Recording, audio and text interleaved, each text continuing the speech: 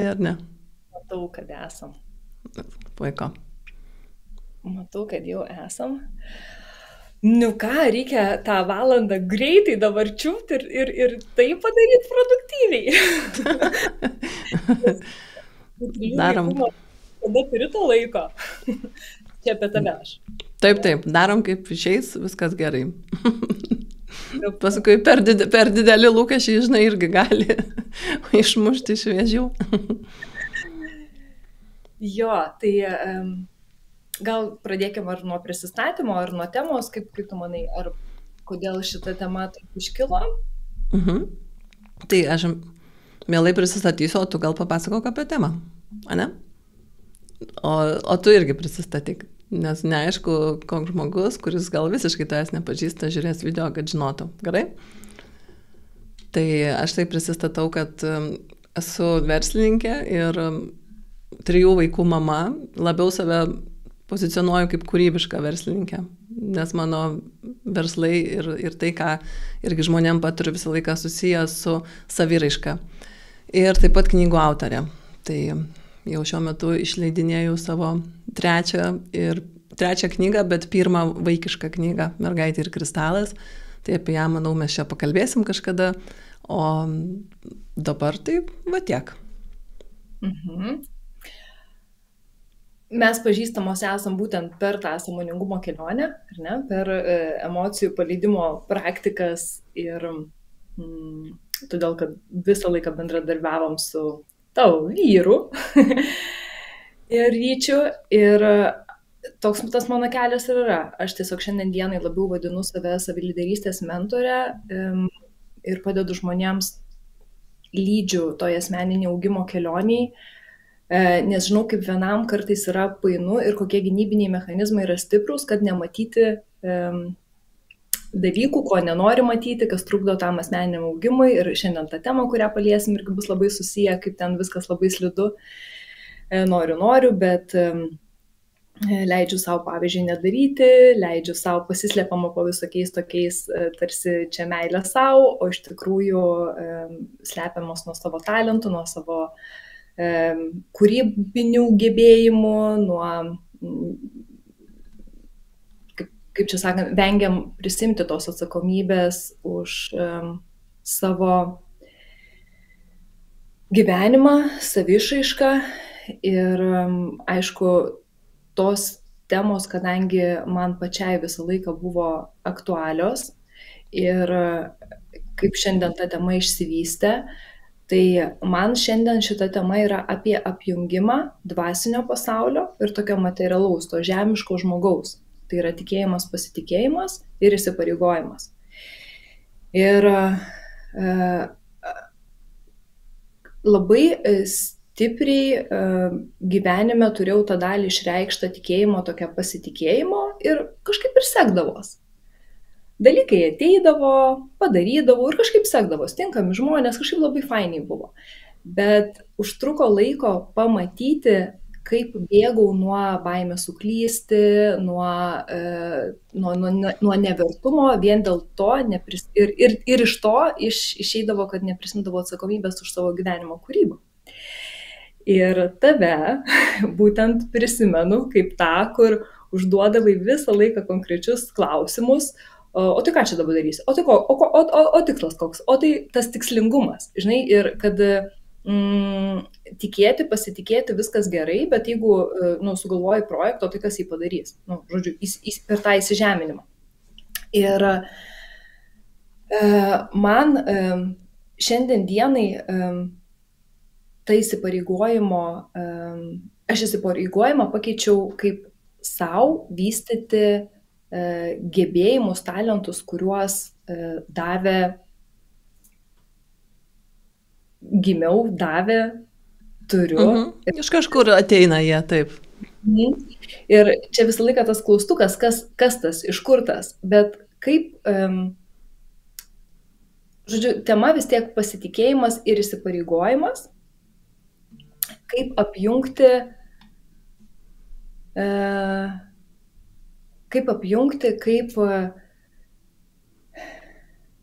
ar žodžiu, įsipareigojimas be pasitikėjimo ir tik pasitikėjimas be įsipareigojimo. Vat, tiesiog, apie ką tau šita yra tema?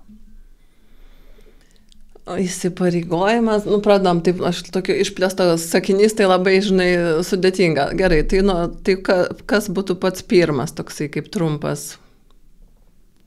Įsipareigojimas be pasitikėjimo, gali pakartot? Įsipareigojimas, kai tik dirbi, bet nėra tikėjimo ir pasitikėjimo. Ir vienas variantas. Ir jeigu yra pasitikėjimas, tiki likimu, tiki visų kuo, bet nieko nedarai. Man tai atrodo, žinai, jeigu tik dirbi, tai gal čia nėra jokio įsipareigojimo. Čia tiesiog dirbi, darai veiksmą ir tiek. Ir, kaip, tu gyveni, bandai išgyventi, o įsipareigojimo nėra. Įsipareigojimas atsiranda tada, aš taip dabar ir mąstau, įsipareigojimas tada, kai mes įsivardinam kažką, ką gal įdomu būtų pasiekt, sužinost, pamatyt. Tarsi kaip tikslas atsiranda, tai tada tam tikslui nutiesiam per savo mintis, per emocijas ir per veiksmus įsipareigojimą. Aš taip šiai dienai suprantu. Ir tai gali būti labai paprasti dalykai, nes, sakykime, gal kažkas įsipareigoja tapti šalies prezidentu, tai labai atrodo jau čia super sudėtinga ir netgi gal baugina, bet jų gali būti labai paprasti dalykai, kaip, noriu pamatyti Japoniją. Ir šiai dienai gal, sakykime, tas žmogus, šiai dienai negaliu. Gal per maži vaikai, gal ir finansų neprikaupiu, bet aš noriu pamatyti Japoniją. Ir jeigu žmogus, tai įsivardina kaip įsipareigojimą, kad aš šitam gyvenime sukursiu savo šitą įvykį, kad aš pamatysiu Japoniją, tai jisai tikrai ir sukurs. Ir tų būdų, kaip tai sukurt, greičiausiai yra labai daug, šimtai, gal net tūkstančiai, nors atrodo, yra tik vienintelis. Sudavau pinigų, nusiperku bilietą ir nuskrentu. Bet kai mes įsipareigojam ir dar net tikim, kad tikrai viskas kažkaip susiklostys, tai atsiranda daug platesnė puokštė, kaip galėtų šitas įvykis tikrai ir įvykti. Ir anksčiau ar vėliau jis įvyksta. Kas tau padeda, aš bandau suformuluoti tą problemą, kurią kad tą dalyką, kaip čia apjungti, nes pas tave man yra super darna ir super harmonija tarp tikėjimo ir pasitikėjimo ir tikrai įsipareigojimo, disciplinos, be jokio tokio pasislėpimo po, Aš galiu papasakot, tokią dabar jau mintį irgi turiu. Tai daug metų, kokius gal net, tikrai daugiau nei 10, aš jau kai pradėjau eiti sąmoningumo keliu, tai pradėjau, vis tiek egzistavo, kaip ir pas kiekvieną, egzistuoja mintis, jausmai ir veiksmai. Tos 3 dalis. Ir daug metų aš tiesiog į jas labai taip vieningai dėmesio ir nekreipiau. Bet paskutinius 3, tai labai išsamei dirbau su tuo, kad šitos 3 dalis eitų vieningai. Ir man atrodo, tai yra be galo svarbu, nes tai duoda visiškai kitokius rezultatus, kai yra vienybė sistemoje. Ir jeigu pagalvosim apie bet kokią sistemą, kad ir automobilę, ratai važiuoja viena kryptim, vairas sukasi viena kryptim ir, sakykime, lempos užsidega ten, kur važiuoji. Tai savaime logiška, aišku, kad žinoma, kai yra sistemos vienybė, tas automobilis nuvažiuos tiesiai, patogiai ten, kur nori. O jeigu galim pagalvoti tą variantą, jeigu viskas ten išsiderinę, nuvažiuosi. Įmanoma nuvažiuoti ir su tokiu automobiliu, tačiau daug sudėtingiau. Tai mūsų toj sistemoje, aišku, yra daug visokių kitokių dalių, bet šitos 3 visiems labai suprantamos. Ką aš mąstau, ką aš jaučiu ir ką aš veikiu. Tai aš 3 metus paskutinius labai mokiausi, kad tai būtų vieninga visuma. Tai Vat čia toks atsakymas į tavo klausimą. Iš šono pasižiūrėjus, bet taip, manau, ir yra, čia sėkmę mes apibrėžiam kiekvienas kitaip, taip kaip aš apibrėžiu sėkmę, man tu esi sėkminga. Ko imiesi, tą padarai iki galo, viskas dera gražiai, tas, kaip čia, ir žinoma, ir turi ką pasakyti, ką esi pasiekus, ką padarius, ir tiki, ir pasitiki, ir tai duoda daug labai grožio, tokio švelnumo, meilės. Ir kaip tau pavyksta būti sėkminga? Kaip man pavyksta būti sėkminga? Gal tai niekad nebuvo mano tikslas. Toks, žinai, kaip pagrindinis. Aš suprantu, kad jisai gali būti kaip šalutinis netgi ir pačios noras. Jisai gali būti, bet pavyzdžiui, tikslas atsiranda labiausiai kažką sukurti. Ir tai nebūtinai, kad sukurti ten tapybos darbą, ar kad ir knygą parašyti, bet sukurti, šeimą sukurti labai harmoningą poros santykį, sukurti labai man įdomius, sąmoningus, unikalius vaikus, sukurti, sakykime, išskirtinę draugystę su žmonėmis. Tai aš noriu pasakyti, kad kai aš vartoju žodį sukurti, tai yra absoliučiai apie viską, ką mes veikiam gyvenime ir ką jūs veikiat, kas žiūri. Tai kad ir kažkas eina į darbą ir sakykime, atrodo, kad gal tik tai dirba savo darbdaviui, bet juk jis vis tiek kiekvieną dieną eina kažką sukurti į tą darbą. Tai sukurti e-mailą, sukurti santykį su kolega, sukurti kažkokį gaminį, kad ir jis yra užsakytas ir ten viskas aišku, kaip jis turi atrodyti. Tai čia jau šneku apie tuos atvejus, kur atrodo visai gal nėra kūrybos. Kad ir sukurti švarų šaligatvį, net švarias šiukšlių dėžes, sukurti. Apie visas specialybės galim pagalvoti, kad kiekvienoj specialybėje, kiekvienam užsiėmime, hobyje yra tiesiog mūsų kūryba. Tai man visą laiką tikslas yra, ką aš dabar noriu sukurti.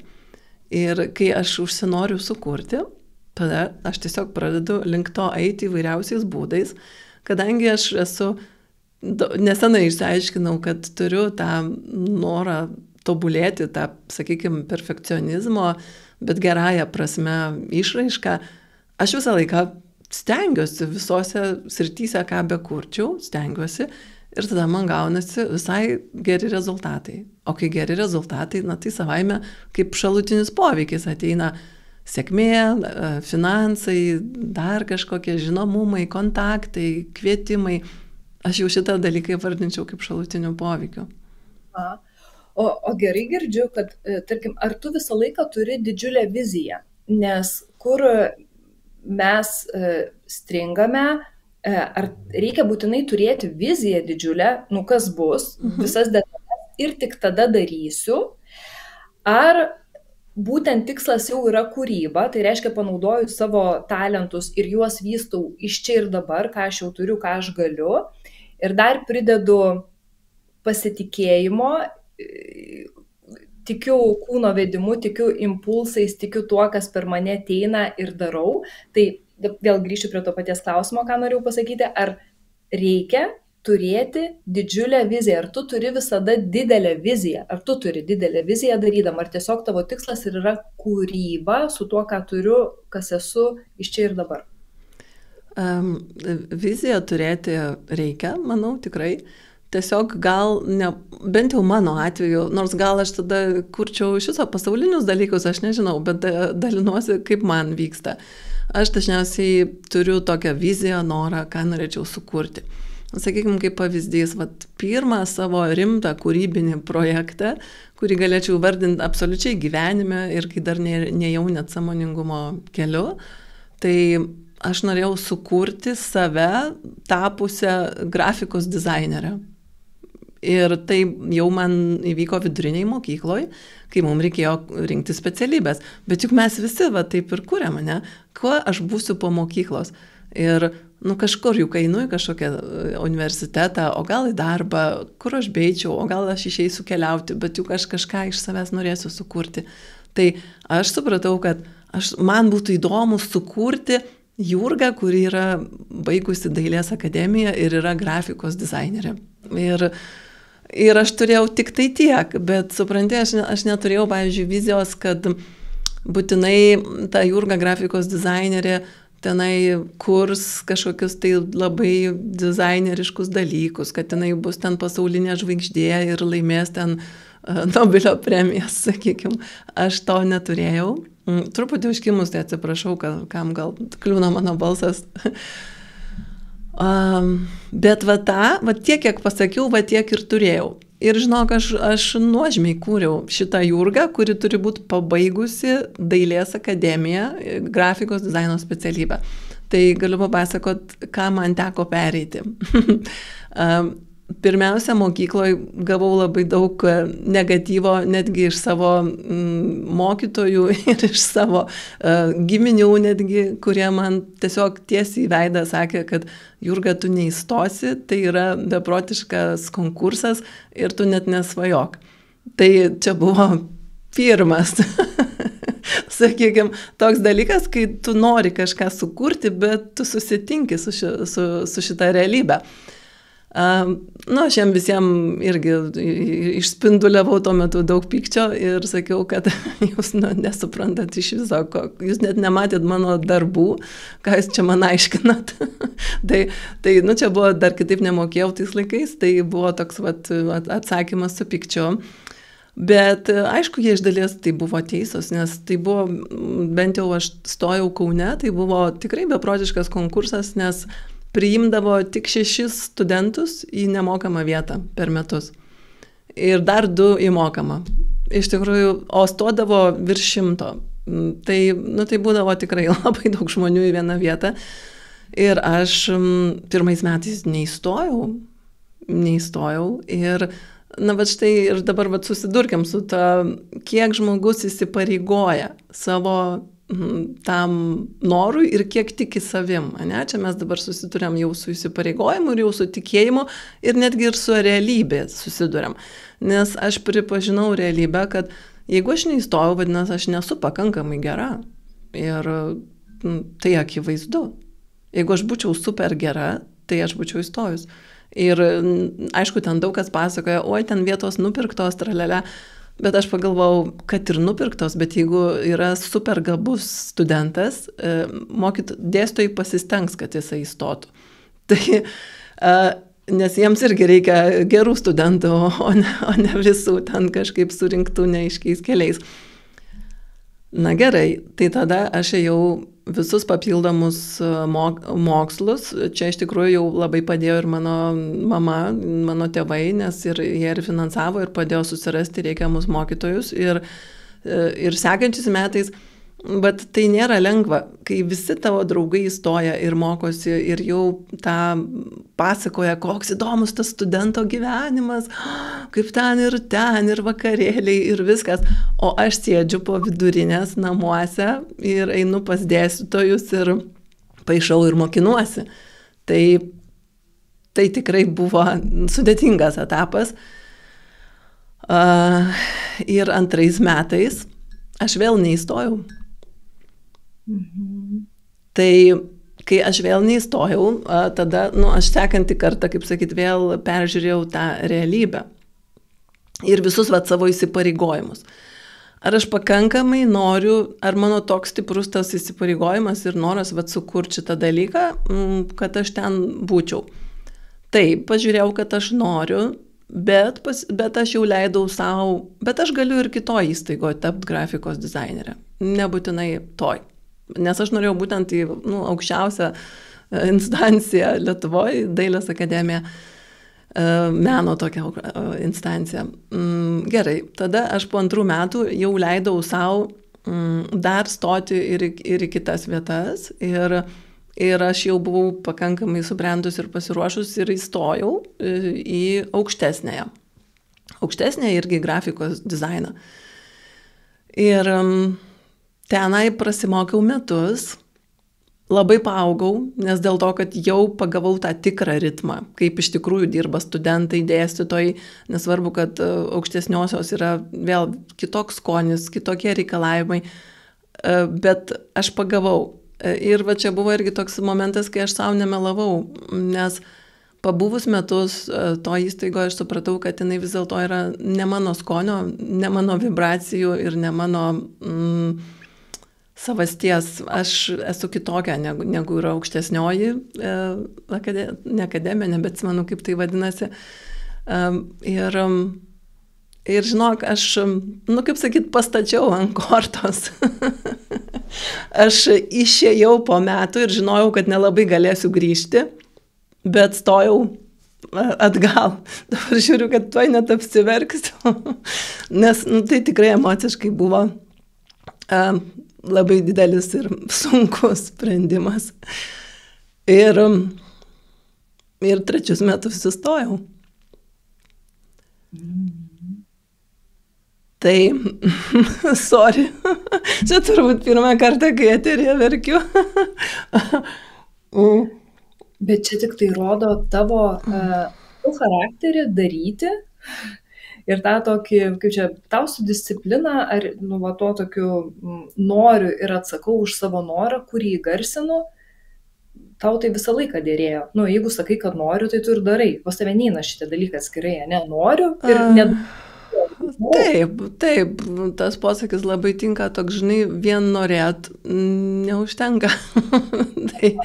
Tai ir galiu pasakyti, vėl prieiti prie to, kad mes, kai šnekėjom, o kur išsiplės ta vizija? Nes aš turėjau tik tai viziją, kad aš noriu tapti grafikos dizainė po šitos įstaigos sparnu. Kai aš įstojau, aš labai gerai mokiausi, visą laiką gaudavau geriausias stipendijas, visą laiką mano bakalauras ir magistras, bakalauras gavo ten kažkokį, neatsimenu, tiesiog įvertinimą ir 10 balų. Tada magistrą aš jau užsinorėjau iš tikrųjų dar laipteliu aukštesnį instanciją, tai į Vilniaus dailės akademiją, grafikos dizainą. Ir vėl man daug kas tiesiog sugiojo pirštą prie smilkinio ir sakė, kad kam tu taip plėšaisi? Kaune tu visiškai tavo atvira vieta ir tavęs laukia, o kam tu į tą Vilnių? O man jau buvo įdomu sukurti naują dalyką, iš savęs naują. Jau tą Jurgą grafikos dizainerę, kuri jau net Vilnių yra pabaigusi. Ir aš bandžiau. Ir aš vėl ten įstojau. Ir tada tikrai sėkmingai pabaigiau, nors man ten nebuvo lengva, nes būtent per magistrą vyko mano skyrybos pirmos, aš esu su Ryčiu 2 kartą susituokus, tai buvo psichologiškai labai sunku pabaigti, bet aš, pavyzdžiui, norėjau vėl, iš viso to mokslo 2 metų magistro, aš norėjau sukurti ir čia tiesiog atkreipiu dėmesį, kad gal mes net nepastebim, kad mes norim sukurti šitą iš savęs, iš savo gyvenimo. Aš norėjau sukurti tą Jurgą, kuri baigia magistrą ir padaro kažkokį super įspūdingą magistrinį darbą. Kartais kai kurie žmonės nori tiesiog pabaigti, ramiai turėti diplomą. Ir jie tai nori sukurti ir viskas, čia nei vienas variantas nėra geresnis. Bet aš norėjau sukurti tą, kuri, kažką padaro išskirtinai įspūdingo.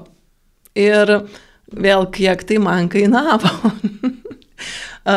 Kadangi jau gyvenau atskirai, jau tuo metu išsiskyriau, tai turėjau iš viso viena viskuo rūpintis.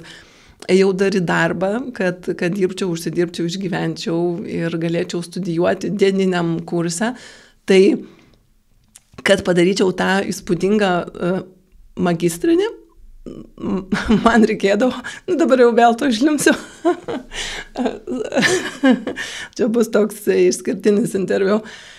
Tai man reikėdavo dirbti iki 6, 6 valandą eidavau namo pavalgyti, pailsėti, tada kokią 8 grįždavau į darbą ir dirbdavau iki 12 nakties, darydavau magistrinę. Tai,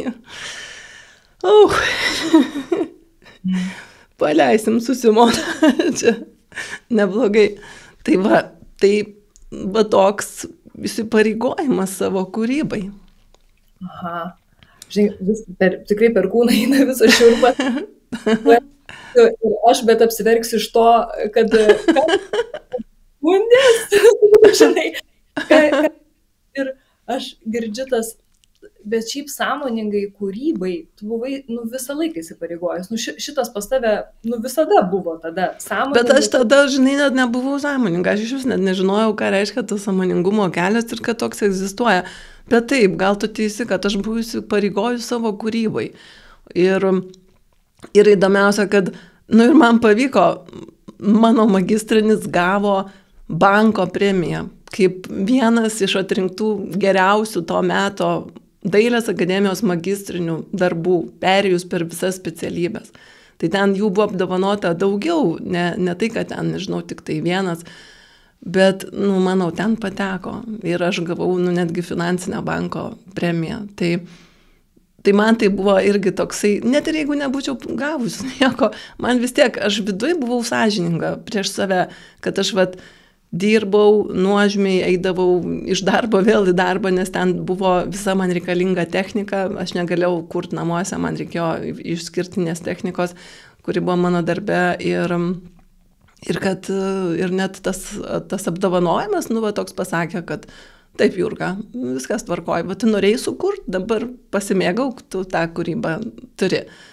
Tai aš tiesiog gyvenimą visada nematau gal tos labai plačios vizijos, nes pradėjom apie šitą kūrybą, ne? Aš mačiau, žiūrėk, iš pradžio aš mačiau tik, kad noriu būti grafikos dizainerė Dailės akademijoje. Ir ta kūryba su Dailės akademija, jinai ten toli gražu nesibaigė, nes paskutinis nuostabus akcentas, tai dar truputį po kelių metų mane pakvietė dėstyti Vilniaus Dailės akademijoje grafikos dizaino skyriuje. Tai yra didžiulis įvertinimas, pripažinimas ir asmeniškai aš to niekad nesitikėjau. Tai jau viršijo mano vizijas. Ir netgi irgi noriu parodyti, kad aš šiai dienai visiškai nesu grafikos dizainerė ir aš kažkada jau tą temą išsiėmiau ir išėjau iš visų tų specialybių, nes supratau, kad aš jau nebeaugu ir man įdomu augti kitose srityse. Tai net ir šita vieta yra svarbi, kai tu suvoki, kad tai čia nėra galutinė tavo gyvenimo kūryba. Sukūrei, pabuvai, pajautei, įgyjai patirtį ir jeigu pasijautė kitaip, tai gali eiti toliau. Tai. Aš, žinai, dabar girdžiu, kaip pačioj pradžioj uždaviau šitą klausimą, dabar tarsi ar galėtumėm skirti tavo gyvenimą į tokius kelis etapus. Ką tu dabar pasakojai, čia buvo tikrai įsipareigojimas savo, toks save kurti, sąmoningai kurti, noriu kažko, įsivardini tą tikslą ir žinodama, ko tu nori darai, kuri. O čia tik tai, o dabar ar nėra taip, kad, žodžiu, nežinau, čia aš interpretuoju, ką pasakysi. Man atrodo, kad dabar, kas atsirado tavo gyvenime, šitas charakteris tavo nepasikeitė. Taip. Pasitikėjimas, tikėjimas jau kažkuo aukščiau. Imkim dievų, kūrėjų, ar ne? Ar tai buvo visą laiką? Ar dabar ar tai tik atsirado dabar ir jeigu atsirado dabar, tai dabar keičiasi? O kaip dabar tai keičiasi? Pasitikėjimas Dievu pas mane buvo tikrai net, galima sakyti, kažkoks beprotiškas, bet jis nebuvo gal sąmoningas. Jisai buvo tik tai atėję gal iš kažkokių kitų mano gyvenimų tas jausmas, nes aš tai suvokiu irgi per vieną išskirtinį įvykį, kuris po šiai dienai nieks ten nesuprato mano giminiai, kas čia per dalykas, bet aš suvokiu, kad tai didelis dalykas. Tai mano tai Jurgai, kurie atėjo į šį gyvenimą, tai buvo svarbu ir reikšminga. Tai kad aš jau nuo vaikystės pasitikiu Dievu, nors vėl tai buvo kažkaip ir išėję, tai nebuvo sąmoninga, tai kito. Tai buvo vienas toks įdomus įvykis. Aš dar tikrai nejau į mokyklą ir buvau gal kokių 3 metukų. Taip, kiek save prisimenu, galėjo būti kokie 3-4 metukai. Ir kadangi mama kartais vis nusivesdavo į bažnyčią, Ir aš ten pasiklausydavau, ką ten šneka. Ir kažkada labai suskambėjo kunigo žodžiai, kad tas pasitikėti Dievu labai yra svarbus dalykas. Ir kad tiki daugas, bet pasitiki vienetai. Ir kažkokį jisai davė crazy pavyzdį, kad na vos ne, jeigu tu tikrai pasitiki, tai tu gali šokti bedugnę, sakyti Dieve, kad tave pasitikiu ir pamatysi, tu pamatysi rezultatus, kad Dievas su tavim. Tai žinokit, aš kaip vaikas tai padariau. Tai dabar kaip tai atrodė. Buvo jau vėlyvas ruduo, aš tikrai buvau su paltu, su piršiniam, su kepure, su šaliku. Aš atsistojau ant betoninės tokios kūdros su vandeniu krašto. Atsimenu, ten tokiuose kolektyviniuose soduose, dar sovietų laikais. Ir toksai aukštas kraštas, jau vien kraštas, aš nežinau, ten gal metras. Ir dar to vandens ten kažkiek, gal dar metras. Tokia keturkampa betoninė kūdra, žinai, vadinosi jinai, aš nežinau, kaip čia taisyklingai pavadinti. Ir aš atsistoju ir kažkodėl, man tuo momentu, aš tai manau, kad tikrai ten kalbėjosi, kaip sakyt, tas Dievas irgi konektinosi su manim ir jis ten padarė viską, ką reikia, žinai, man ten reikėjo taip susikonektinti būtent. Nes man labai atėjo tas, pasitikėjimas taiga, susivokimas ir aš galvoju, išbandysiu, tai kiek aš pasitikiu Dievu iš tikrųjų. Ir aš žinau, kad atsistojau ant to krašto, užsimerkiau ir tiesiog, ir sakau, Dieve, aš tavim pasitikiu. Ir aš tiesiog, kai stoviu, atsimenu, tai aš taip kritau. Žinai, tiesiog ant tų kojyčių stovi ir taip, žinai, leidi savo svirti ir leidi savo visiškai bele kaip kristi į tą kūdrą. Rudenį su baltu, vaikui. Tai kas toliau vyko? Aš visiškai buvau atjungta, mano sąmonė išsitrynus yra tuo momentu. Aš tik atsimenu tą momentą, kai aš taip pasakiau, Dieve, tikrinam, kiek aš tavim pasitikiu, ir aš atsimenu tą savo svirimą. Ir aš jokio kontakto su vandeniu neatsimenu. Pas mane tiesiog atjungia, kaip mano vėl kažkuria ten sąmonė, žemiška sąmonė, nežinau kurią, bet tiesiog mane atjungia tos aukštesnės instancijos. tas pats kūrėjas ar nežinau, kas tuo metu labiausiai rūpinosi. Bet sekantis mano prisiminimas, kad aš guliu namuose šilta, virš manęs ten, žmonės, ten mano krikšto tėvai, ten liktai kiti tėvai, dar kažkas vaikai. Ir aš kažkodėl šlapia, taip žiūriu, taip nemaloniai šlapia, kažkaip Ir ko čia tie žmonės taip į mane žiūri ir kažką, taip visi su tokiu palengvėjimu, kažką ten pergyvena, klausinėja manęs. Ir, o aš supranti, mano prisiminimas toks. Aš bendrauju su Dievu ir sakau, patikrinam, kiek aš tavim pasitikiu. Ir staiga, čia virš manęs kažkokie žmonės ir jie čia kažko čia labai pergyvena. Kai nėra to iškirptas tas tarpas, kuris, fiziškai turėjo būti nemalonus, kažkoks bauginantis, tai visiškai toksai saldus prisiminimas, kad, man buvo kažkaip tikrai labai gera. Ir, staiga tie žmonės čia tokie keisti ir dar tie šlapi rūbai, taip nedera. tai tik tai vėliau aš supratau, kad aš kritau tą kūdrą, per langą iš namo mane pamatė, ten nubėgo, krikšto tėtis ištraukė, žodžiu, nunešė į namus, ten visi išsigandę, mane ten atgaivino, sutvarkė ir aš ten atsigavau. Bet, tai kaip tu gali sakyti, kad aš nepasitikiu Dievu, jeigu aš, kaip vaikas tokį dalyką padariau. Negaliu sakyti. Ne, pačiai galvoju,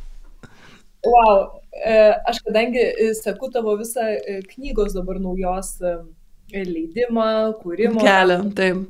Visą mes apie tai kalbėjom. Tai žinai, aš tame kontekste žavėjaus, tame kontekste norėjau tave irgi pakalbinti ir galvoju, ne, čia tik dabar kažkas nutiko Jurgai, žinai, ir tas toks įsipareigojimas tau, ir tas pasitikėjimas. Per šitos pavyzdžius labiau tave žinau. Bet girdžiu, kad tu užkietėjus buvai nuo vaikystės, ką? Ne, bet žinok, tikrai, žinai, vat, gal kitas klausimas, gal įdomesnis toks, pavyzdžiui, kad, bet ar būna, kad aš suabejoju? Tai aišku. Ar būna, kad, ar buvo gyvenime etapų, kai aš, nu, visiškai, kaip sakyt, buvau pamiršus Dievą? Tai aišku. Ir gal net visiškai nebetikėjau? Tai aišku. Tai tiesiog norėčiau pasakyti, kad taip, kad va, taip atsakyti, kad aš nepasitikėjau ir nuo kada pradėjau neįmanoma, nes nu, tas vaikystės įvykis rodo labai daug. Bet visokio etapų buvo. Ir ką aš šiai dienai gal įvardinčiau, tai vėl man pasidarė įdomu save sukurti, bendradarbiaujančią būtent su kūrėju. Ir aš tai, nu, kaip sužinojau jau iš savo mokslų, kur dabar 3 ar 4 jau metus mokausi, jau net sunku pasakyti, pas Violetą Petraitienę. Ir aš sužinojau, kad tiesiog yra tokia galimybė bendradarbiauti žmogui su kūrėju. Tai kas tai yra? Tai yra, kad kūrėjas ir ta visa aukštesnės sąmoningumo erdvė, jinai turi be galo daug naujų idėjų, kaip gali vystytis žmogus, kaip gali vystytis žemė, pasaulis. Jin turi be galo daug naujų idėjų. Ir jin tas idėjas mielai, nu, tiesiog diegia, nuleidžia į žemę, atiduoda bet kuriam žmogui, kuris yra pasiruošęs įgyvendinti tą idėją. Ta erdvė, jinai ir nori, kad žmogus materijoje augtų. Ir aš labai abejoju, ar pats žmogus be susijungimo sugeba sugalvoti kažką jau tokio čia labai naujo ir unikalaus. Nes visi didieji genijai sako, kad jie va, tą idėją susapnavo, kad ten dar kažkas nutiko. Čia tų istorijų begalė, kad tos idėjos išskirtinės dažniausiai tikrai ateina ne iš tokio paprasto mąstymo. Tai ir aš kai sužinojau, kad va, yra tokia galimybė ir yra žmogus, kuris to moko, nu, aš tiesiog užsinorėjau sukurti tą Jurgą, kuri va, tokia yra, bendradarbiauja su kūrėju. Ir O tai vizija būtent knygos, nes dabar čia... Ne, man įdomus pats bendradarbiavimas, žinai, kaip pasiimti tą idėją, kaip tiksliai žinoti, kad jinai iš kūrėjo, kaip ją suderinti su savo galimybėmis ir kaip ją įgyvendinti. Ir aš mokiausi irgi to vat, apie 4 metus ir aš buvau pasiruošusi bet ką, nu, kas tiks pagal mano vertybės, tą ir įgyvendinti. Kas ateis, jau tikrai jausiu, kad jau ateina iš kūrėjo. Nes neturėjau tokios vizijos vėl, ar aš būsiu ten grafikos dizainerė, ar rašytoja, ar verslininkė, ar nu, dar kažkas, nežinau, lektorė, mokytoja. Aš buvau pasiruošus bet kam įgyvendinti, nes man buvo įdomus pats faktas, kaip tai jaučiasi, kaip tai vyksta, kai nu, vat, sukurti tą Jurgą, kuri bendradarbiauja. Tai geras. Tai va, bet šitoj vietoj ir yra, kur, žodžiu, jeigu vizijos neturim, nu tarkim, ką man dabar su savo talentais daryti, kur ten juos padėti, ar ne, bet vis tiek ta kūryba, bent jau įsivardinti, kokia aš noriu, nežinau, būti, ko noriu tapti, kažkokį tai, nu, ar ne, nes... Kažką kryptį įsivardinti būtų gerai. Jo, nes kitu atveju, kur aš sakau, kad... tie, kurie neturi, tie galbūt drąsos, tokių charakterio savybių kaip tavo, drąsiai eiti kiaurai ir siekti dalykų, tai yra tokia iliuzija, kad aš turiu tiksliai dabar išsiaiškinti tą didžiulę viziją, visas detalės ir tik tai tada darysiu ir, nu tai va, tai čia taip nėra. Šitoj vietoj kažkaip... Nėra. Ir ypač jeigu yra noras vis dėlto bendrauti su tom aukštesnės tokios erdvės idėjom, o ne kurti pačiam, tai tos idėjos niekada neateina, bent jau man neateina su tokia jau super aiškia galinė vizija. Neateina. Jos ateina palaipsniui vystymosi etapais. Ir pirmas, kad ir dabar kalbėkime apie tą vaikišką knygą Mergaitė ir kristalas, kurią parašiau, jau būtent visiškoj bendrystėj su kūrėju ir jau čia rezultatas to, ką mokiausi 4 metus. Tai pirmas, kas atėjo, toks jau tikrai super aiškumas. Tiesiog dabar rašyk. Ir aš užrašiau pirmą dalį tos knygos ir aš žiūriu, kaip įdomu, čia tokia istorija, čia Mergaitė ir kristalas, toks apsakymas, žinai. Ir man buvo tik tai tik tai buvo suvokimas, kad, apsakymas, koks, toks, pasakėlė. Bet vėl tada dar irgi pasišnekėjau su, tos mūsų mokyklos, kuri vadinasi Būties kūryba, ir ten yra ne tik Violeta mokytoja, yra ir daugiau dabar jau, tai, mokytoja Rasa, jinai vedė tos intuityvaus rašymo kursus, ir jinai sako, bet Jurga sako, tai čia gal visa knyga, o ne apsakymas. Ir prireikė tokių dalykų, aš nesuvokiau, kad čia, ir tos vizijos didelės iš vis nebuvo iš pradžių. Ir aš nesuvokiau iš pradžių, kad čia gal ne apsakymas. Ir tada aš galvoju, gerai, pabandom. Tai tada jau taip tikslingai susikaupdavau į meditacijas ir apsijungimą su kūrėju ir tiesiog tikslingai paprašydavau toliau pratęsti šitą apsakymą, sakykime. Ir vėl po kiekvienos meditacijos užsirašydavo sekanti dalis ir labai įdomi ir įtraukdavo ne tik mano vaikus, žinai, o vaikai laukdavo mano tos dalies, ar jau parašiai sekančią, ar jau parašiai, ne tik įtraukdavo mano vaikus, bet ir vyrą, ir rytis skaitė, ir čia taip įdomu, ir pats mane pačią labai įtraukdavo, nes būdavo įdomu sužinoti, kas toliau. Tai tai galima sakyti, net nėra tos vizijos, ne? Kai taip bendradarbiauji. Ir man nepadavė tos vizijos. Gal aš net negebėdavau dar paimti jos didesnės, arba vėl ten mano protas išsigastų nuo didesnės vizijos.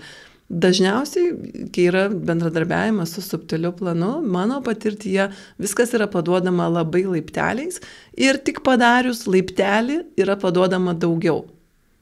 Nes netgi energetiškai tai yra paaiškinta ir tiek, kiek mes dirbam su energijom ir kiek jas matom, valdom, tai paduodamas energetinis impulsas įgyvendinta idėja ir jeigu žmogus ją pasideda, gerai, po pusės metų, ten vėliau čia, kai kažkas man dar labiau bus aiškiau, jeigu tau dar kartą, jau tau davė energijos, o tu neįgyvendinai, ir jeigu dar kartą paduos energijos, tu tarsi jau turėsi, susimokėti grąža, kad tau duoda, o tu nieko atgal. Čia toks, tas visatos bendradarbiavimo principas, dėsnis. Tau duoda, tu duodi, tau duoda, tu duodi, toks, bendrystė.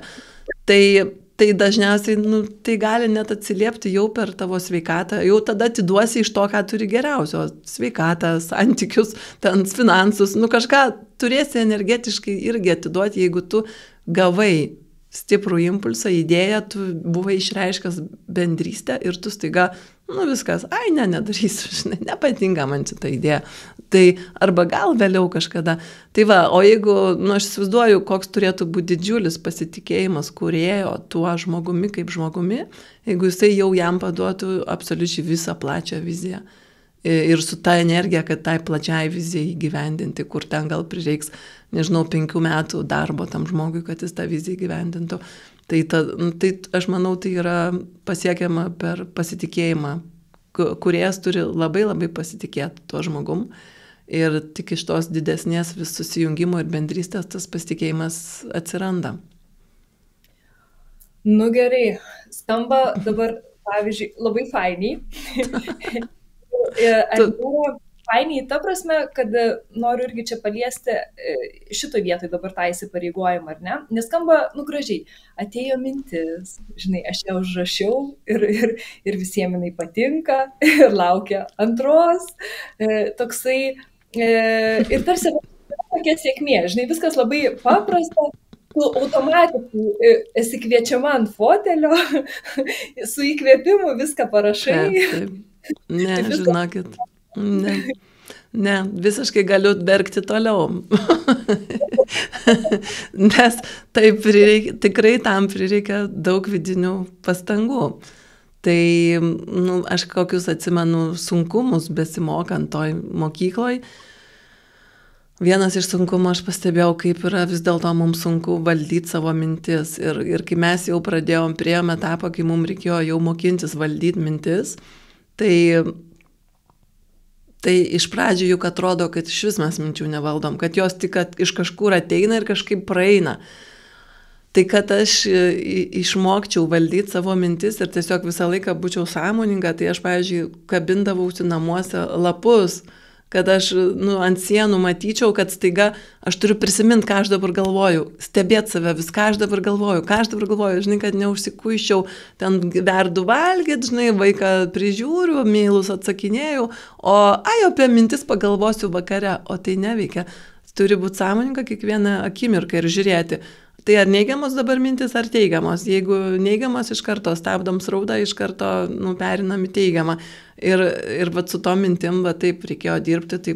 Tai aš nežinau, ar kiekvienas pasiryžo, pavyzdžiui, savo namus paversti ten nautsų kolekciją. Aš pasiryžau tiesiog prisiklijuoti visur, kur dažniausiai aš būnu, kad dėmesys į tą lapuką staiga man sutelktų dėmesį mano mintis. Taip pat, aišku, ir visokio kitokio pilno sunkumų buvo, kai yra nelengva išlysti iš tų senų agregorų ir jungtis prie naujų, tie seni labai suaktyvėja. Tai vėl sukildavo visokių sunkiausių emocijų ir visko. Ir netgi ir fizinis kūnas turėjo labai jau daug išraiškų, nes visos tas energetinės perkrovos, fizinis kūnas mano irgi stipriai vietomis nebetlaikė. Tai pavyzdžiui, aš pusę, net gal beveik metus, paskui jau vėliausiuose moksluose labai sunkiai sirgau. Ir buvo skydliaukės negalavimai dideli ir galima sakyti, kad, tai čia sutapimas. Tai čia taip tiesiog tu, žinai, tau Jurga, čia taip viskas susiklostė. Ne, aš tai žinau, kad čia buvo susiję, čia buvo viskas susiję. Taip, gal tai buvo mano silpna vieta, kuri ir net laikė, būtent, ir galim sakyti, taip sutapimas. Tai vėl, tai kad susitvarkyti ir kūną, ir tą skydliaukę,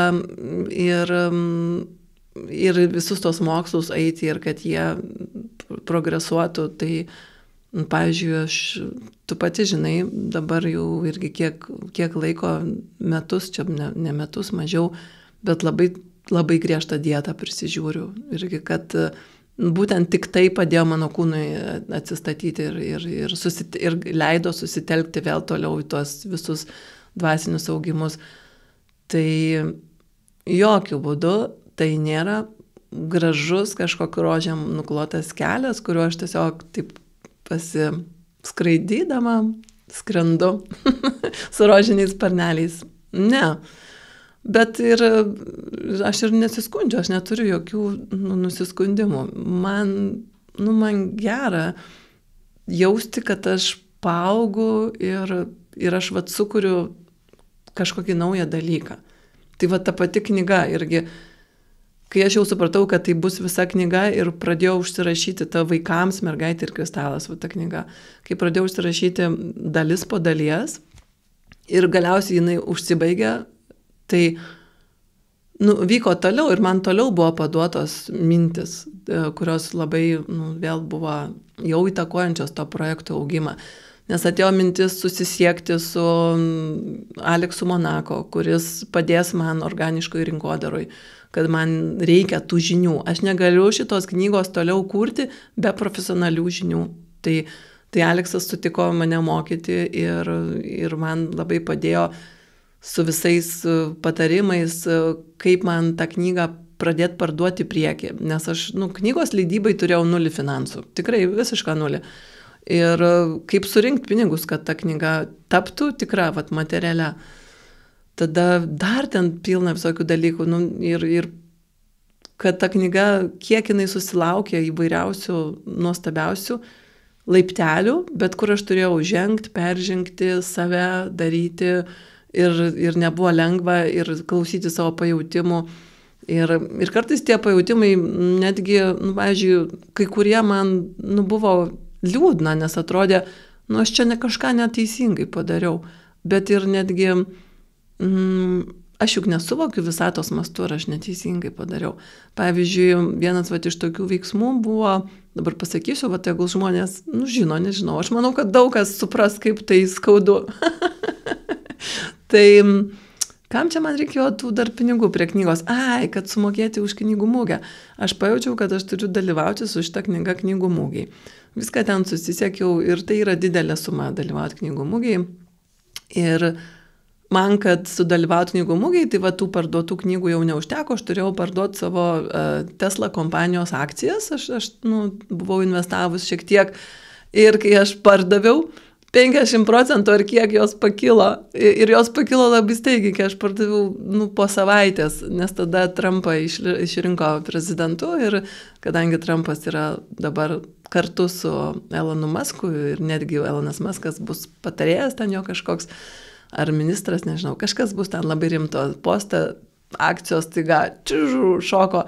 Ir aš galvoju, aš turbūt kažką negerai padariau, gal per greit pardaviau, gal per mažai pasitikėjau, kad iš kažkur kitur ateis tie pinigai. Tai, bet suprantat, bet tai netiesa. Aš išmokau irgi savęs niekame nebausti ir nevertinti su tokiu neigiamumu kažkokiu, nes tas labai kliudo eiti link savo tikslų. O tiesiog, irgi taip kritiškai pasižiūrėti, taip racionaliai, vėl, gal tinka tie visi tavo, kur įvardinai, žinai, tas tikėjimas, pasitikėjimas, įsipareigojimas, šituos peržiūrėti ir eiti toliau. Tai, iš tos vietos, kad, sakykime, aš galėjau tipo, dvigubai didesnę sumą, tai, gerai, žiūriu, tas tikėjimas, ar aš tikiu, kad aš čia einu reikiamą kryptim, tikiu. Ar aš pasitikiu, kad viskas vyksta pagal kūrėjo planą ir netgi šitoks veiksmas, jisai vadinasi toks ir turėjo būti ir būtent taip man reikėjo, pasitikiu visiškai. Ar jis man patinka? Ne. Nes ne visi kūrėjo sprendimai mums patinka. Ne, nepatinka, viskas tvarkoja, bet ar tai, kad man nepatinka, ar tai kažkaip įtakoja mano įsipareigojimą toliau eiti tą knygą skleisti, aš norėčiau, kad ten taptų iš vis Lietuvoje bestsellerių, ar padaryti bestsellerį. Jau dabar aš turiu norą, viziją, įsipareigojimą, kad ta knyga vaikiška taptų Lietuvoje bestsellerių. Ar tai kažkaip man trukdo? Ne, niekaip netrukdo. Viskas su tais, ar man pritrūko dabar tų finansų? Ne, nieko nepritrūko. Tai aš tik pasitikiu, kad kiek reikės tų finansų, ten kam reikės tiek ir bus, taip pasitikiu. Tai žinai, aš visą tą įsivertinu, absoliučiai neinu į jokį ten savęs dabar plakimą, baudimą, keikimą ir skundimąsi.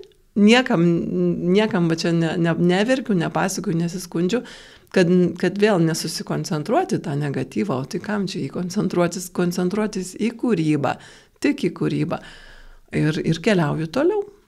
Tai aš girdžiu ir dabar, ar galėtų tada tai būti, jeigu be to, jeigu tik įsipareigojimas savo, tas įsipareigojimas, jo, nori patapti, nežinau, jo, knygą padaryti bestselleriu, ar ne, išsivardinti, ir tik tai jokio nėra tikėjimo ir pasitikėjimo. Tai čia, kai taip nutinka, kai sužinai apie akcijas, tai čia ir gali save užgriaužti iki begalybės turbūt. Nebeturėti turbūt motivacijos daryti arba iš dar didesnio tokio griežtumo Simona, arba tas dar turi labiau pasistengti, ar ne, čia ir yra tas, o kas nori to tokio vidinio dialogo, tai čia galbūt ir yra tas, jeigu nėra tikėjimo ir pasitikėjimo to, kas vyksta, ir aš jau žinau, kokį dialogą viduj savo galvoje vesiu, jeigu man nepasiseks, tai tada aišku, kad aš negaliu suklysti, aš negaliu rizikuoti, turiu tikrai žinoti, kad man pasiseks, ir tada iš viso nieko nedarau, kad išvengti šito. Tai tas arba... Tai, ką tu dabar daliniesi ir ta iliuzija čia užta. Aš manau, kad ir tu labai, tu irgi mokai žmonės atsiskleisti ir eiti, siekti savo tikslų, surasti savo tą tokį pašaukimą, profesiją. Tai aš manau, vienas iš labai svarbių pratimų, žmogus turėtų mokintis klysti ir daryti klaidas ir tiesiog visiškai už tai savęs nebausti ir netgi žiūrėti ir dairytis, kad nieks jo nenubaudė už tas klaidas, žinai. Tai reikėtų išrasti kažkokią terapiją, kur tiesiog ateini ir 2 valandas darai klaidas. Ir padarai klaidą ir vis tiek ten kažkas vyksta negerai, nežinau, tau liepia ten, sakykime, nunešti puodelį su visiškai sklidinu vandeniu iki salės galo ir nieko nei lašo neišpilt. Ir tu išpilsi, žinai, tikrai. Tai Ir visiškai nebausti, žinai, nu tiesiog, tai gerai, žinai, nunešiai, okei, išbėgo, okei, gerai, einam toliau, sekantį užduotis, žinai, nu kažkokia tokia reikėtų, gal terapija, gal yra jau sukurta, kad žmogus, jo, arba gal padarysi, Simona, nes kad žmogus atsipeikėtų iš tos klaidų baimės. Aš, pavyzdžiui, vat irgi, nu, kiek vat teko bendrauti su, nu, vat tuo subtiliu planu, vat kai mokytoja irgi Violeta perdoda irgi vat tas ištentas žinias, tą jų matymą, tą suvokimą, tai irgi vat vienoje vietoje labai, labai stipriai aš pastebėjau, vat kai buvo toks irgi man reikšmingas perdavimas, kad sako, mūsų erdvėj tokio išsireiškimo ir suvokimo kaip klaida iš vis nėra. Sako, jūs žinot, kad čia tik tai žemėj pas jumis yra toks išsireiškimas ir va tas susivokimas, kad, nu, toks žodis ir viskas, kas su juo susiję, sako, čia žinokit, tik pas jūs žemėj toks yra, pas mumis čia nėra klaida. Sako, tai, ką jūs vadinat klaida, mes vadinam patirtim. Kad vyksta patirtis ir ta sąmonė auga savo patirtyje. Ir sako, ir ar būna, kad pas mumis sąmonės ten kažką daro ir gaunasi visai ne taip, kaip buvo suplanavus. Taip, mes čia irgi nesam, nu, kažkokie stebuklingi, va, toj subtilioj erdvėj, tos visos sąmonės, jos lygiai taip pat veikia labai kažko panašiai mechanizmai kaip ir jų žemėj, darom, stengiamės, augam, bendradarbiaujam, mokomės, viskas pas mus labai panašiai vyksta, bet pas mumis nėra suvokimo klaida, tokio žodžio nėra, tokios išraiškos nėra. Pas mus yra patirtis. Tai man atrodo šitą labai svarbu irgi užakcentuoti, kad žmogus pasveiktų nuo to iš vis tokio mąstymo ir, žinai, būtų gera, kad žmonijos patirtį irgi dingtų suvokimas klaida.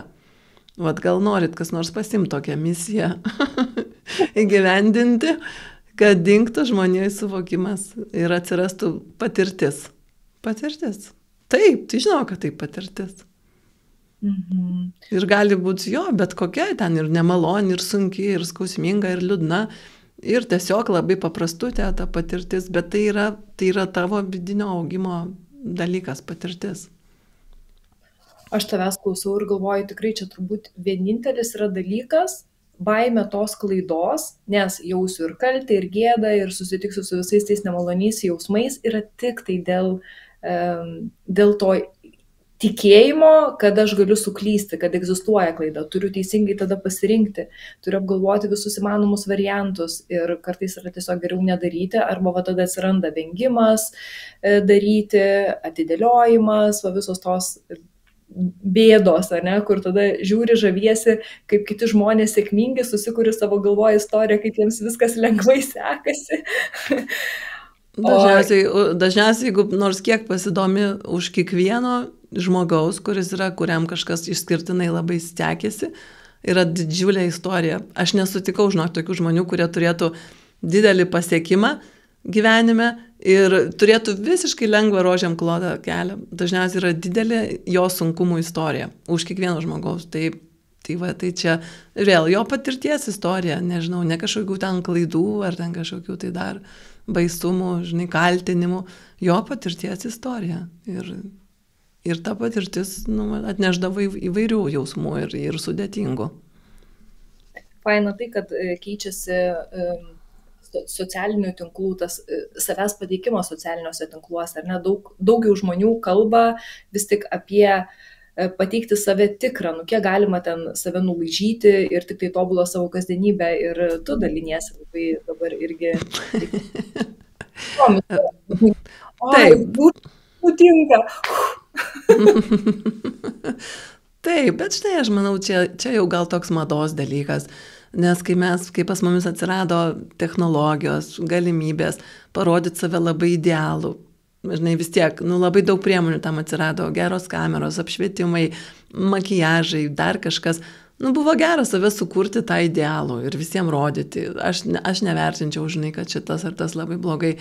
Tiesiog, žmonės norėjo save sukurti idealius ir kiti labai norėjo, šitą tokia ideali moteris, žinai, kaip aš noriu ją sekti ir žiūrėti. Ir norėjo tame irgi būti. O dabar aš manau, truputį gal mada keičiasi ir jau norisi save rodyti ir natūralesnį. Aš atvirai pasakius, save rodau tokią labiau natūralią, tik dėl to, kad neturiu priemonių save labai nulaižyti. Tai neturiu tiek laiko, kad pasidaryčiau labai gerus ten makiažus ir šukuosenas ir visą kitą. Tiesiog neturiu tiek laiko. Ir galvoju, tai geriau rodau kaip yra, nes tai bus vis tiek vertinga, žmonėm naudinga, tą, ką aš perdodu, o ne kaip ten atrodau. Bet atrodyti smagu pagarbiai, atrodyti man patinka tas, kad atrodyti pagarbiai kitam. Tiek, kiek tai pagarbu kitam, tai tiek ir okei. Gal apie tą naują madą turiu omeny, kad fainai tai, kad tarsi tai duoda leidimą ir tau taip jaustis, nes anksčiau informacijos tiek nebuvo, o dabar labai daug kalbama ir apie pažeidžiamumą, ir kad su pykčiu viskas yra gerai, tik mokytis išreikšti, ar ne, kažkaip konstruktyviau, ar žodžiu, kaip nebebūtų, tas fainai, kad tokio gal su tuo ir tavo ta išreikšta intencija, kad mes pagytumėm nuo klaidos baimės, tikiu, kad vis tiek, kaip čia, gal duodam savo tą leidimą vis labiau, jeigu stebime tos žmonės ir matom, kad, tu, pavyzdžiui, kai daliniesi apie knygos istoriją, tai ten taip kaip yra, taip ir daliniesi, ar ne, turėjai ten visokių iššūkių ir su iliustracijom ir panašiai, ir atrodo, kad čia viskas labai gražiai, taip pat gausis, ne, visai pasisuka kitaip. Ir kad tokia realybė, tokia tiesa ir nuo to nei bėgti, nei nebėgti. Ne? Tiesiog taip, tiesiog prisiminti, kad aš einu savo patyrimų keliu ir vėl, jeigu aš tikiu, pasitikiu, turiu tą norą, tą knygą paversti materialia, kad jinai būtų ne tik virtuali, bet ir einu, taip, ir vėl, labai čia mes iš tikrųjų smagiai, kalbam, kad, o nebenaudojam to žodžio klaida, žinai, ir nebesakom, sakom, kad, taip, patyrimų kelias, patyrimai būna įvairūs, būna tokie, kurie atrodo, kažkas gal čia ir nesiseka, o būna tokie, kur labai sekasi, kai labai sekasi, tai ir viduj smagiau, kai nesiseka, viduj truputį taip sunkiau, neramiau, bet ir vėl čia patyrimas ir einam toliau, tai, jo. Ką, einant visai taip jau į pabaigą, ar galėčiau sakyti, kad tavo tada prasmė gyvenimo ir yra tiesiog savęs kūryba, išsikeli kažkokį tikslą, kūryba santykių, kūryba dabar knygos, kūryba, kad tai ir yra tavo motyvacija, kas veda pirmin? Aš galėčiau tai sakyti, bet aš galėčiau sakyti, kad tai kiekvieno, tai yra absoliučiai kiekvieno žmogaus, jisai gal tiesiog nemato, kad jisai tai ir yra jo kūryba. Žinai, tas žmogus, net, kuris šiandien, sakykime, galvoja, kaip man gauti darbą, kur man gauti darbą, tai jis irgi juk nori sukurti save turinti darbą, ne? Ir nori sukurti save, pavyzdžiui, turinti darbą ir dar tokį atlyginimą. Ir paskui ten, kuris nuomojasi tokį butą. Aš manau, kad čia visiškai mūsų visų yra toks pagrindas. Mes visi čia atėjome kurti. Dabar kiek kas nori kurti, kiek tas įdeda pastangos, čia jau visai kitas klausimas. Bet aš manau, mes neturim kitų motyvacijų atėję į žemę. Tiesiog atėjom kurt. Kuriu šeimą, kuriu santuoką, kuriu savo kūną kažkokį ten išskirtinį ir gražų, ir įdomų, ir sveiką. Kuriu save kaip mediką, kuriu save kaip dar ko nors, viską kuriam, gal tiesiog taip aiškiai nepamato žmogus. Tik dabar, klausimas, kiekvieno klausimas, kiek jisai nori kurti ir kiek ilgai jis tą nori kurti. Man visą laiką patinka efektyviausių būdų. Sukurti tai efektyviausių būdų, pasižiūrėti į rezultatus, juos tarsi pasidėti savo patirtį ir dabar paklausti, o ką aš toliau noriu kurti, kas toliau mano kūryboje.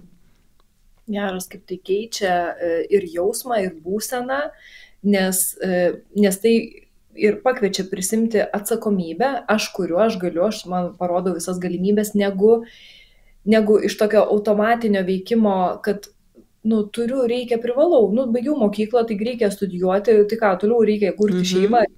Čia nėra, kad aš kuriu, čia nėra tada tos ir atsakomybės prisėmimo ir šiandien viso pokalbio, ką aš labai stipriai pasėmiau, tavo tą tokį tikslą, kur visų pirma visą laiką tai yra, tu sugalvoji, ką tu nori kurti, save, tarkim, per kurėją dar kažkas pasitikė tuo, kas iš to ateina, ne, kažkas tada atsiranda, ar ten studijos, ar tai knyga iš to gimsta ir jau kai pasakai, ko nori, ką nori kurti, tam įsipareigoji. Ir jeigu vyksta ne taip, pasitikė. Taip, pasitikė, kad, o gal man čia vis dėlto jau nereikia, žinai, kad kaip ir su mano ta dailės akademija. Aš jau 2 metus suabejojau, aš galėčiau būti ir kitoje įstaigoje, ta grafikos dizainerė. Bet paskui, bet ne, vis tiek noriu, žinai, duot savo tą laisvę ir duot tą pasitikėjimą kūrėjų, kad jisai vis tiek pareguliuoja tau patį geriausią kelią. Gal kartais kažkam išskirtinai nereikia būtent tuo keliu eiti ir tu tai pastebėsi, kad tau nereikia. O kitam gali būti, kad išskirtinai kaip tik reikia užsispirti ir nueiti tą kelią ir kad ir kiek ten sutiko tokių barjerų pakeliui visus perlipti ir vis tiek nueiti. Tai taip, čia šitą dalį yra lengva atpažinti, kai pasitiki Dievu, kūrėju ir pasitiki, kad tave vis tiek veda ta aukštesnė jėga, kaip tu ją beįvardintum. Ir žinai, kad viskas, kas susidėliojo dabar, vadinasi, tame yra kažkokia prasmė. Ir netgi, žinai, dabar mes kalbam ir aš galvoju, bet tai žiūrėk, Jurga, dabar, pavyzdžiui, tu papasakoji apie tas akcijas, žinai, ir dabar tiek žmonių, jie išgirdo, kad tau nebaisu, žinai, tas tarsi atseit veiksmas, kuris kažkokį nedavė dar geresnį rezultatą. Ir tame jau yra didelė prasmė, ne? Tai kas, kad ten kažkiek tai ten tų finansų vieną ar kitą pusę, o gal vien dėl šito laivo man reikėjo taip padaryti ir kadangi vėl aš savęs nebaudžiau, tiesiog pasitikiu, kad kūrėjas turi planą, vadinasi, reikia. Tai vien dėl šito laivo, tos parduotos per anksti akcijos mano, kokią įgyja dideliam paveikslę, kokią aiškę vietą jau įgyja. Ir tada pasitikėjau dar, sakykime, aklai, o šiam momente aš jau pasitikiu jau su daug didesniu užtikrintumu, nes matau, kad jau šitas laivas jau atnešė žmonėms naudos per tokį pavyzdį. Tai, o ką žinau, gal dar kas nors išlys ateityje, dar kas nors reikšmingesnio. Tai tas jo pasitikėjimas svarbu, kad kai įvyksta kažkoks nesklandumas, tai tiesiog nesklandumas ir tavo sukaupta patirtis. Labai patinka. Tai, nežinau, aš dar norėčiau, jeigu galima, nes jau einam truputį pabaigą, tai pasakyti žmonėm, kad aš turiu padarius tokį dalyką, kurį atiduodu žmonėms nemokamai, tiesiog reikės prisijungti ir reikės man palikti savo e-mailą. Bet tas dalykas yra sukaupta iki šio akimirkos mano patirtis. Ką aš iki šios akimirkos esu geriausio sukaupusi ir išmokusi, įvertinusi kaip labai labai reikšmingą dalyką, tai aš tikrai pasėdėjau, brandinau tą visą idėją, kas tai galėtų būti. Ir parašiau tokį failų paketą. Žmonėms tiesiog parsisiųsti. Mano didžiausias noras būtų, kad jie tą failų paketą ne tik perskaitytų, bet ir panaudotų savo. Tai aš suvokiau, kad nuostabiausias, ką galiu duoti, tai visų pirma įkvėpimas ir aš padariau 10 mano pačių pačiausių knygų sąrašą, kurios vėl atliko tokią milžinišką man transformaciją. Ir man labai patinka, kad pačiai patinka, kad aš knygas suderinau, žinok, verslo ir dvasinę literatūrą. 10 knygų, bet susimaišęs verslo literatūrą su dvasinė. Nes man atrodo, tai neatsiejami dalykai ir tegul verslininkai auga dvasiškai, o tegul dvasiškai labai pažengę žmonės turi verslus. Man atrodo, kad tai turi būti vieninga visuma. Tai dėl to rasit mano pačių pačiausių knygų sąrašą, kurios man tai padarė milžinišką proveržį, iš karto aiškumą, ką versle reikia daryti, ką dvasingume reikia daryti. Tada rasit mano tokių kaip 10 pačiai savo parašytų patarimų, kuriuos aš visą laiką atsižvelgiu. Jeigu šiuo metu kažkas stringa, kažkas neaišku, tiesiog susižiūriu, ar pas mane tas veikia, ar tas, ar aha, gal šitą užmiršau. Tokių, kaip sakyti, 10 savo pačiai įstatymų, pačiai patarimų ten rasit. Dar ten rasit tikrai daugiau, bet aš dabar galvoju, suvardinsiu, kas man labiausiai patinka. Suvardinsiu, vienas, kas labai man patinka, ir tai jau yra, aš įvardinčiau mano, kažkur 15 metų ėjimo sudėta patirtis, to viso augimo mano. Tai yra būtent labai trumputė, aš specialiai padariau labai trumpą, tik 10 minučių meditacija, kuri jumis ir apjungia jūsų veiklą, jūsų verslą, jūsų kažkokią hobį, kur jūs darot veiksmą, apjungia su kūrėjo idėjom. Tai, aš šitą meditaciją tikrai įdėjau viską, ką galėjau geriausio, kad būtinai išsiskleistų tos energijos, kurios apjungia jūsų verslą, jūsų veiklą, gal jūsų būsimą verslą su visata ir su to aukštesnės vibracijos, tos aukštesnės erdvės, kažkokios sąmoningumo, kūrėjo energijom, idėjom. Tai aš tikrai labai norėčiau, kad kuo daugiau žmonių savo veiklas vystytų pasisemdami iš tenai idėjų, o ne tik kartais vargdami iš proto, nežinodami, kaip čia vystyt, kurti. Tai ta meditacija tiesiog parsisiųskit ir darykit, kiek tik norit kartų. Aš pati tokią darau kas kartą, mažiausiai 1 kartą dienoj ir dar ir daugiau prieš kiekvieną tokį svarbesnį sprendimą, kai man reikia apsispręsti, nuspręsti. Tai rasit ten tikrai dar daugiau. Ir nepasakiau, kur reikia nueiti.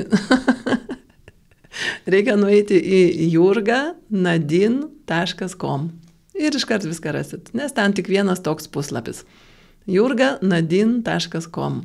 Nusipirkau komo domeną ir atiduodu tokią kaip duoklę žmonijai iki šio momento, ką geriausio galiu iš savęs atiduoti. O vėliau, po 10 metų, gal žiūrėsim, gal bus atnaujinti failai. Tai labai kviečiu irgi žmonės pasiimti šitą galimybę ir šitą mano tokią dovaną, kurią kūriau šiaip su didžiuliu džiaugsmu, nes pačiai reikėjo smarkiai susivokti, peržiūrėti, išsianalizuoti ir padaryti koncentratą, nes aš pati labai mėgstu tai, kas sukoncentruota, efektyvu ir ne per daug ten išskleista. Tai ten tikrai rasit koncentratą. Tai labai ačiū tau už galimybę, kad aš galėjau ir šituo dar pasidalinti per tavo laivą. Ir nuostabus pokalbis, nuostabus Simona tema, nuostabus vedimas. Labai tau ačiū. Tikrai dar neverkiau laive tiek kartų. Bet čia ne kažkoks skundas, o mano padėka ir susižavėjimas. Tai tau labai labai ačiū. Labai labai ačiū už tą įkvėpimą begalinį, tokį, žinai, iki ten tų kūno ląstelių. Dėroju, labai labai ačiū tau, Jurga. Labai. Ačiū tada visiems irgi, kas žiūri, kas auga, kas domisi, kaip jiems augti ir kas nori kurti save. Ir kas jau suvokė po šito laivo, kad jisai visą gyvenimą save kūrė ir gali tai daryti tik tai dar sąmoningiau. Ir to pačiu netgi apsijungti su visata, ne tik tai kurt kaip žmogus, o kurt kaip visatos gyventojas. Tai ačiū visiems, kas žiūrėjot ir klausėt. Tai ką, tai tada viskas, ane? Gerai, iki.